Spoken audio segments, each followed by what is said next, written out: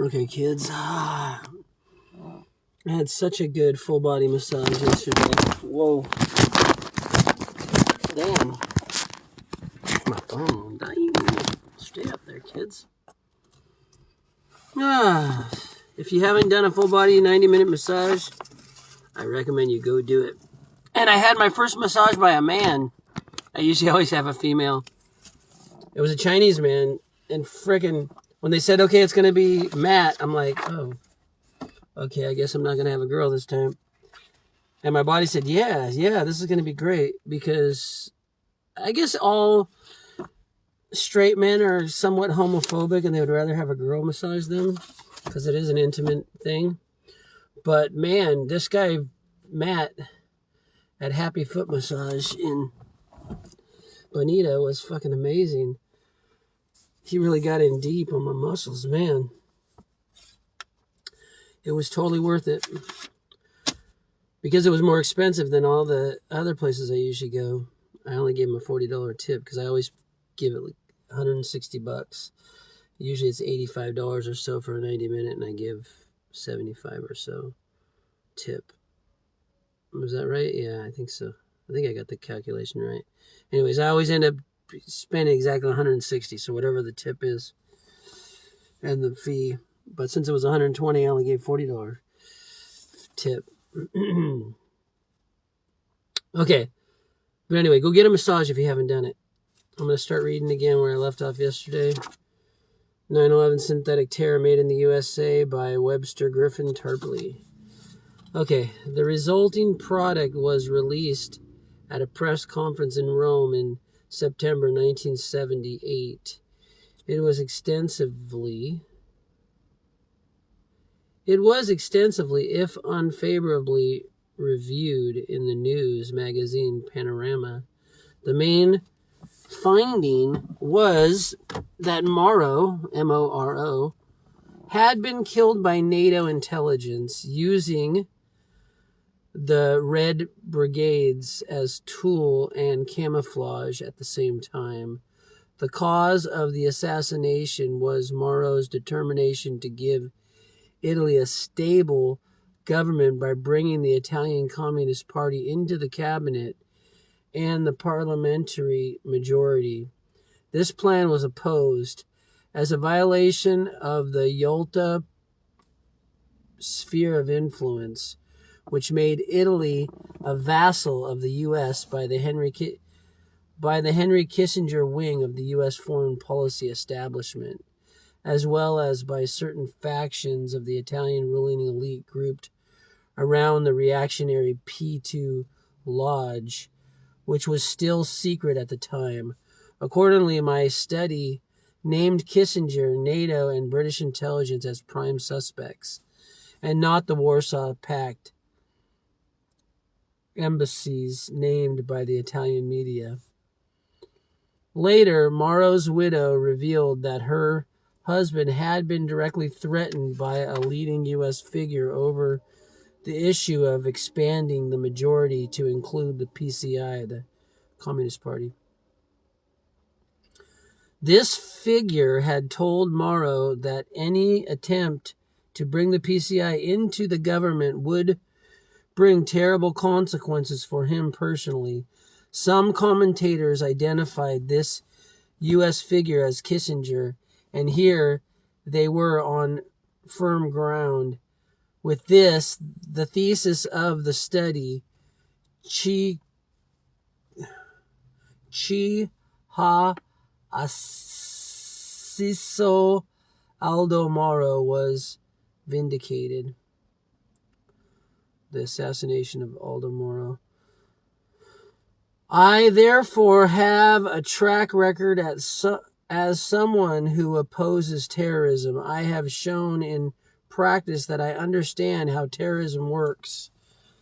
This is something which sets this book apart from the babbling of the tribe of terror experts who populate cable television and purvey disinformation.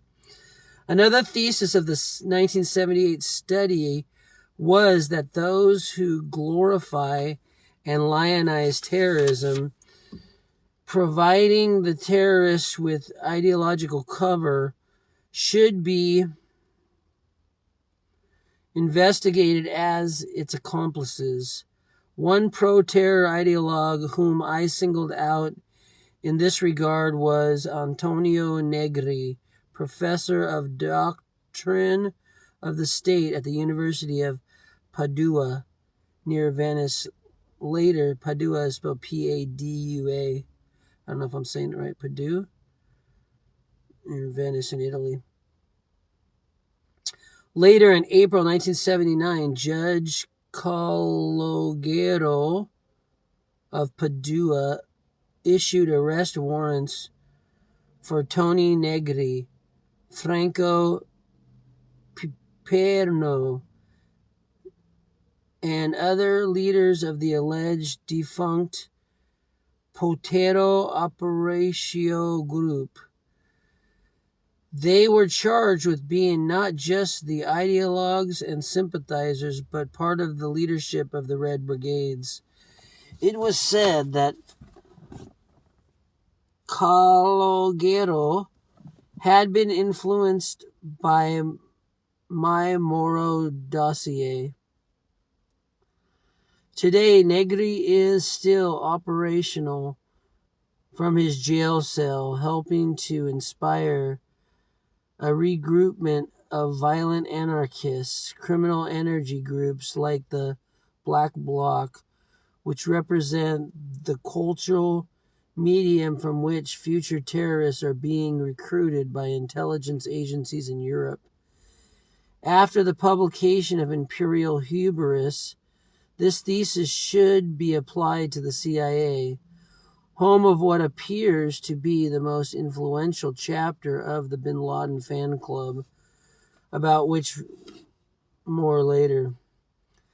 I have also learned much from 3 European experts. One is Brigadier General Paul Albert Scherer, Scherer, Schreier, Albert Scherer of Germany. I don't know how to say the name. One of the truly great counterintelligence specialists of recent decades. Scherer, a social democrat, was the chief of the Militärische Abschirmdienst, otherwise known as MAD. Can't say the German names. The West German Military Counterintelligence Service. In the early 1970s, between 1985 and 1994, I had the opportunity of spending many hours with General Schreier, primarily discussing Soviet questions, but also branching out into historical matters and other themes. This book is, after all, an exercise in counterintelligence. I do not know what he will think of my present conclusion, but I have derived permanent benefit from his insight, and I thank him. Another who deserves my thanks is the late G.L. Bondarevsky, the distinguished Soviet Orientalist and member of the Russian Academy of Sciences. A Russian Jew born in Odessa, Bondarevsky became the dean of Soviet and later Russian experts on the 5 republics of Central Asia and beyond into the Middle East. He was the author of the definitive scholarly study on the pre-World War I Berlin to Baghdad railway project. At a conference in Germany in the spring of 1999, when the world was still reeling from the shock of the first Gulf War, I briefed Bondarevsky on some preliminary research into George H.W. Bush and his clan. I stammered out an important conclusion in my standardized Russian. Ego Zaplati Gitleru. I don't know if I'm saying it right. I'm probably not. I don't speak Russian. This guy speaks like 4 or 5 languages, or he fluent in Italian and English, and then I don't know the other ones. He kind of speaks a little here and there and reads a little, I think. His father, meaning Prescott Bush, paid Hitler. So this is George H.W. Bush. He paid Hitler. Was what I wanted to express. You don't tell world real story of Bastard Bush.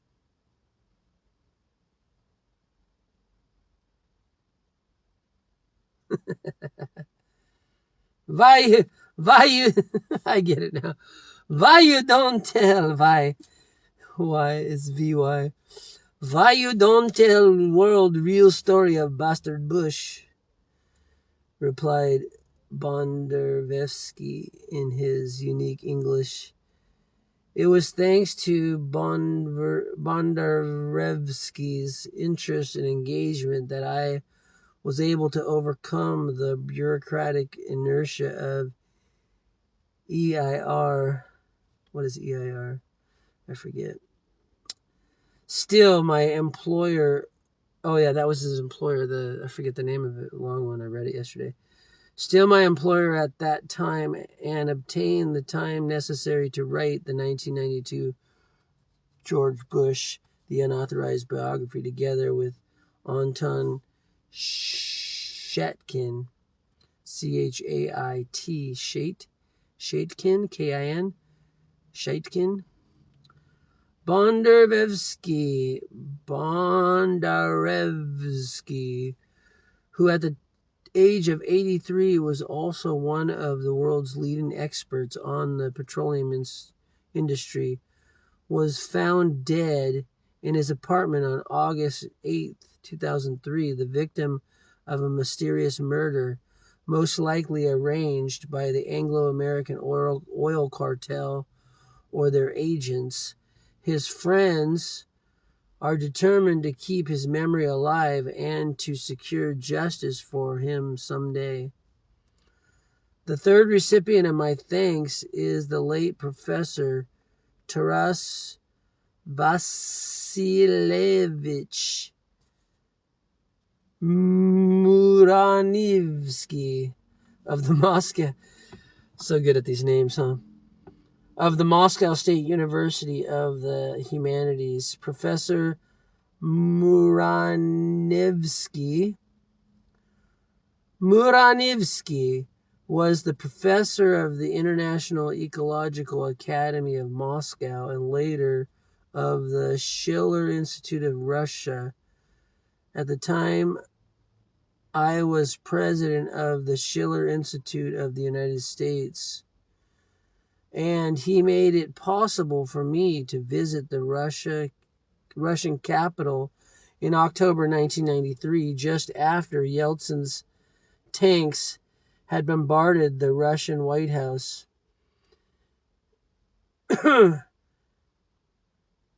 He nominated me as a consultant to the IEA, one of the first intellectual associations to be formed in Russia after the loosening of the police state.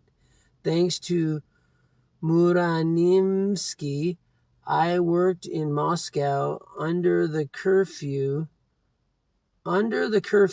for 2 weeks and had the opportunity to stand before the White House looking up at the fire-blackened structure. I saw the daily tragedy of the Soviet middle class in the streets. Russia, it was plain to see, was being destroyed by the Anglo-American finance oligarchs. Who would be next? Muranimsky died on July 17, 2000 during one visit to the United States. Muranimsky had said in a briefing, quote, "The U.S. would like to treat Russia like a banana republic, but it's a nuclear banana. The reality of this thermonuclear danger is present in these pages.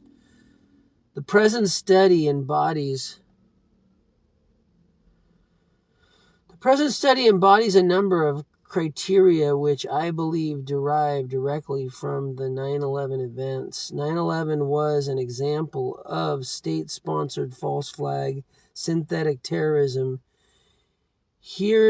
hereinafter called simply synthetic terrorism. My thesis is that the 9/11 events were organized and directed by a rogue network of high government and military officials of the United States with a certain participation by the intelligence agencies of Britain and Israel, and with a more general backup from the intelligence agencies of other echelon states, Australia, New Zealand, Canada.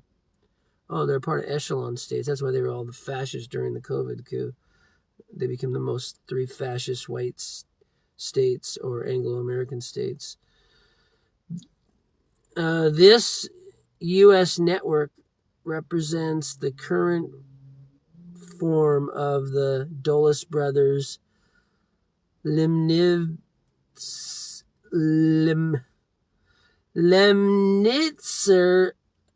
Lansdale network of the early 1960s, of the Bay of Pigs Kennedy assassination Gulf of Tonkin networks, and of the invisible government, secret government, parallel government, shadow government that was widely understood to have been the prime mover of the Iran-Contra affair.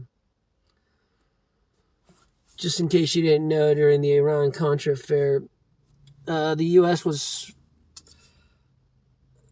supposedly allies with Iraq to fight Iran, and we were funding Iraq.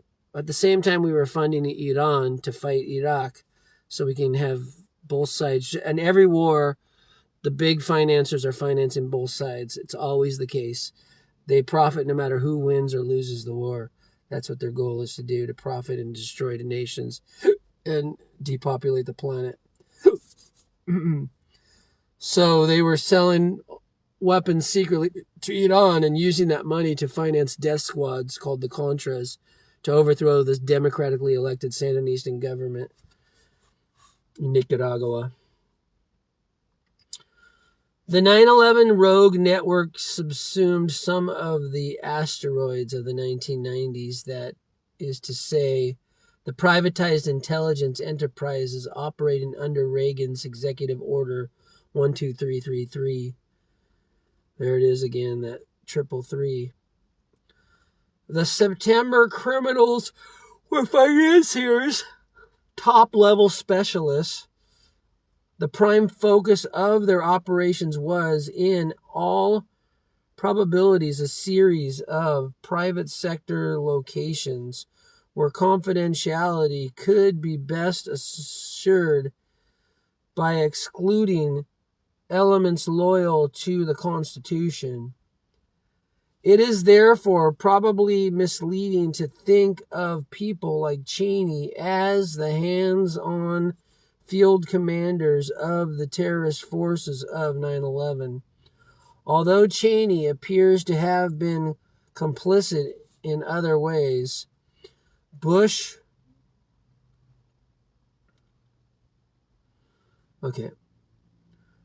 was expendable enough to undergo an assassination attempt that morning. He owes his continued tenure in office to his speedy capitulation to the demands of the September criminals. As time has gone on, Bush has undoubtedly learned something more about the invisible government he allowed to take over his administration. By 2004, Bush had to be considered as writing... By 2004, Bush had to be considered as writing as it was possible for a person of his faculties to be about the basic facts of terrorism. That sentence makes no sense whatsoever. I'm reading it wrong or what? In my brain, is this a misprinting? Or am I just not reading it right? Let me try again.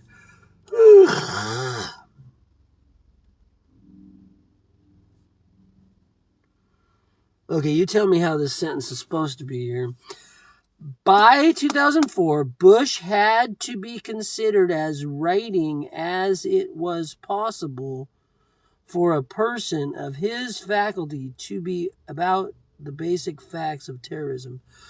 I do not understand that sentence whatsoever. Something's mistyped, right?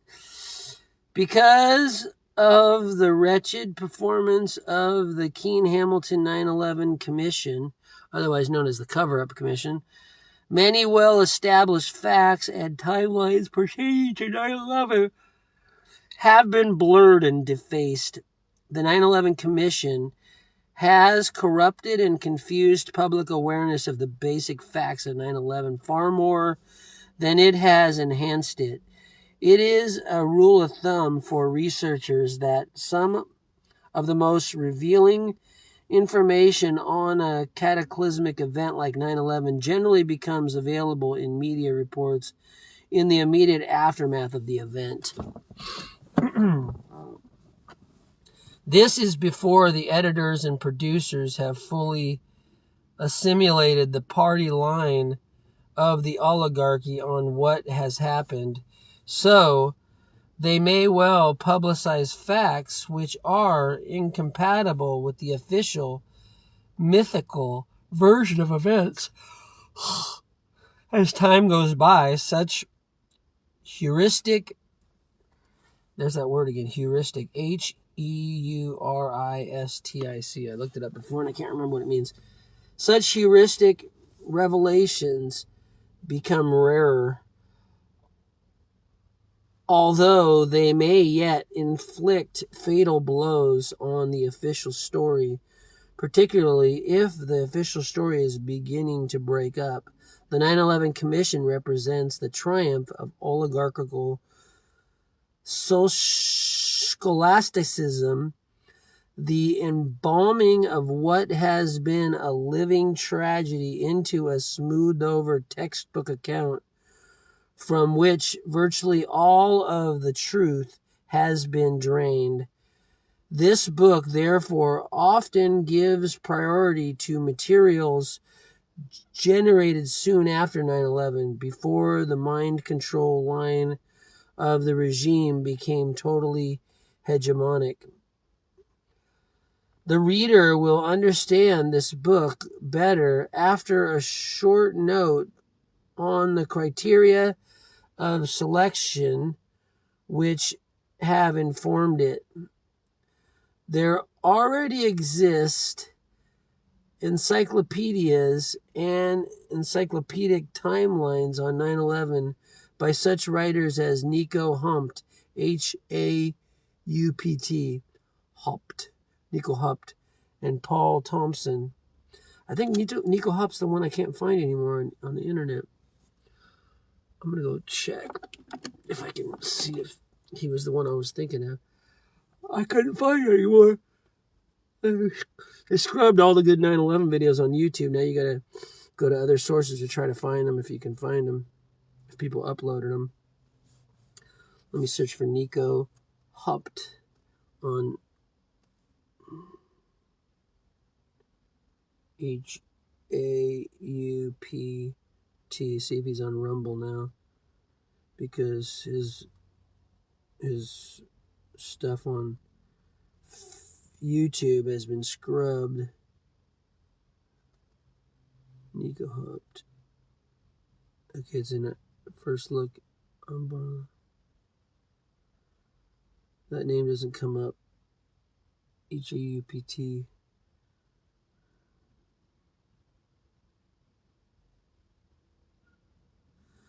The search thing. Why would they give me all these science and it's nothing to do with Nico Hupt, I think. Okay, let's go to YouTube. See if YouTube has it.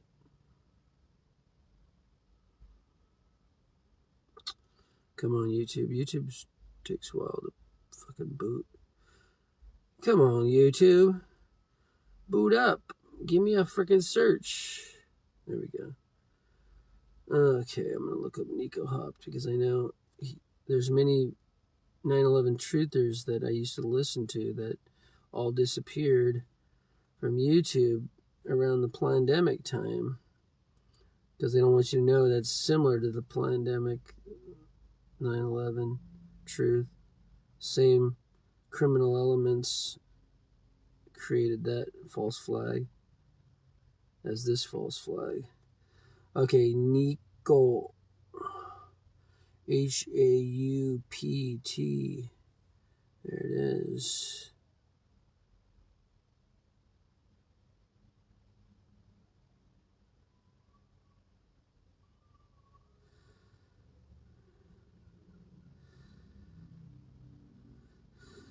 Oh, it's not the person I was thinking of. It corporate mentalist and businessmonger, Nico Hopt.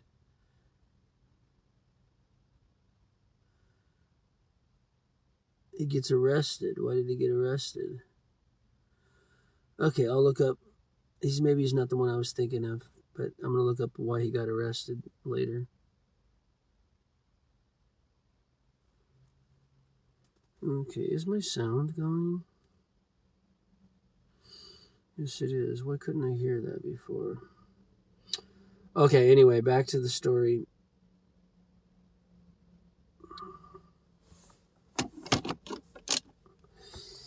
Okay. Paul Thompson, I'm going to look up him too. There already exist encyclopedias and encyclopedic timelines on 9/11 by such writers as Nico Hopt and Paul Thompson, to both of whom I am indebted for much empirical material. My aim has not been to compete with them in exhaustive completeness, but rather to offer a definitive hypothesis about what happened on 9/11. This book has therefore been constructed along the following conceptual lines. Mass gullibility about the events of 9/11 is based on unmediated sense certainty reinforced by merciless and repetitious media bombardment. Receptivity to the 9/11 myth is correlated with the Hollywood-style sense impressionist naive epistemology, otherwise known as mythology of knowledge, complicated by the schizophrenic and autistic elements present in Anglo-American culture. Belief in the 9/11 myth is agreeable to a way of thinking in the tradition of John Locke's empiricism, which is here formally rejected and repudiated. I do not offer information so much as a method, and the method used here is that of Plato. Thank you. That's my man right there. Machiavelli and Leibniz, Leibniz, I forget who he is. I join Plato in refusing the illusion of the cave in favor of dialectic reason. I assert that understanding 9/11 requires a conceptual framework. My approach is therefore conceptual and empirical, but not empiricist. Empirical means basing theories on observations, while an empiricist believes that knowledge is nothing but the sum of experiences. The framework here is that of patsies, moles, and expert professionals discussed below. Number one, this book stresses those aspects of 9/11 which indicate state sponsorship by a rogue network of invisible government operating inside the U.S. government and military. Other aspects are given less consideration or omitted entirely. This book stresses those aspects of the official version which are physically impossible. Many dubious aspects and contradictions of the official story are not treated if they can be construed as a matter of opinion rather than being susceptible to rigorous physical proof. The same goes for physical evidence, such as pictorial evidence, where individual interpretations of what is seen may diverge.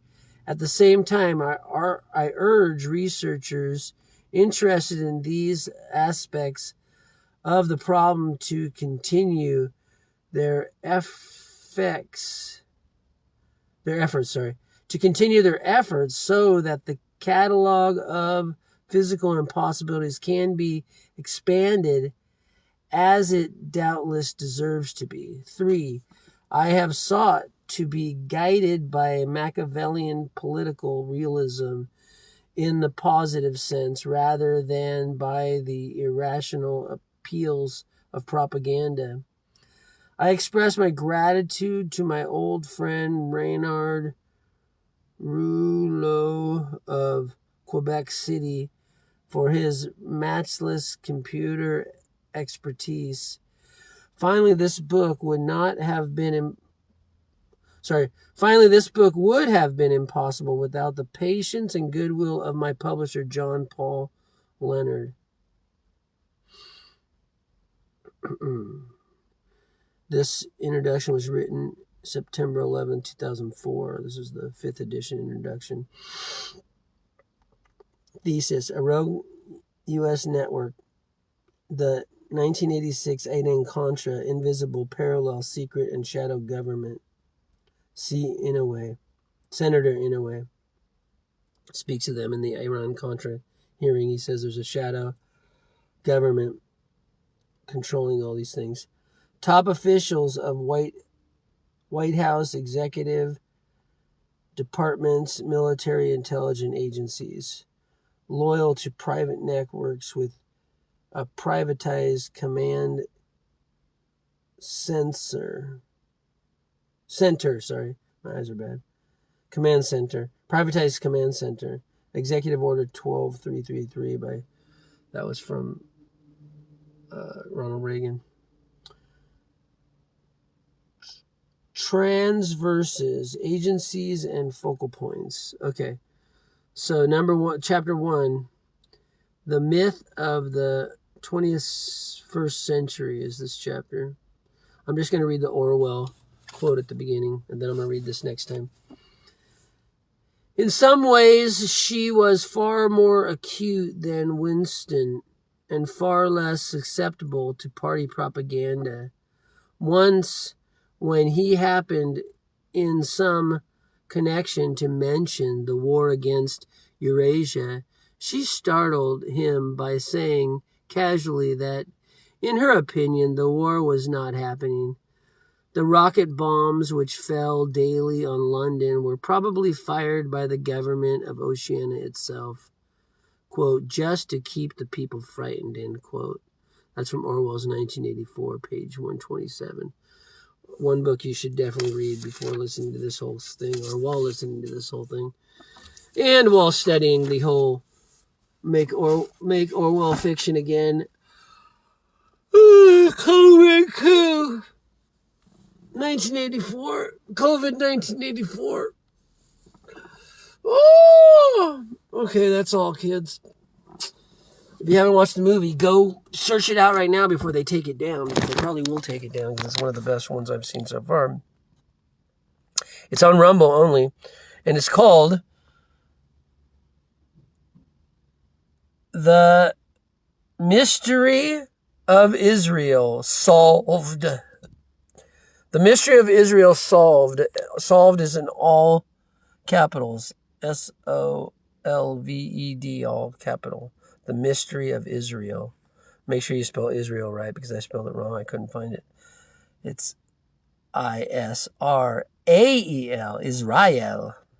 The mystery of Israel solved. It talks about the false flag operation that Hamas,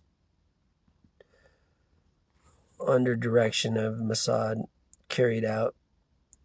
Let it happen on purpose. Made it happen on purpose, or let it happen on purpose. Lie hop or my hop. They created what they wanted because they wanted to destroy the last little settlements of the Palestinians, which they've totally almost eradicated off the planet. If you look at the map of Israel, it keeps growing, and the colonized zones of Palestine keep shrinking. If you look at the map from the beginning, it just keeps going smaller and smaller and smaller until the final map has no Palestine, because they want to wipe it off the map because it's genocide, complete genocide, and they keep doing false flag operations to carry it out.